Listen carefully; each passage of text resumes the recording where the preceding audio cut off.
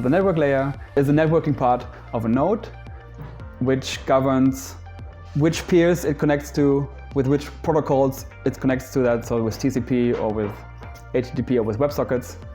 It creates the messages that are getting sent to peers and accepts messages from peers, and then orders them in the correct queues, or streams in the programmer talk, so that the building blocks of the node can then actually work with them and accept them and build consensus.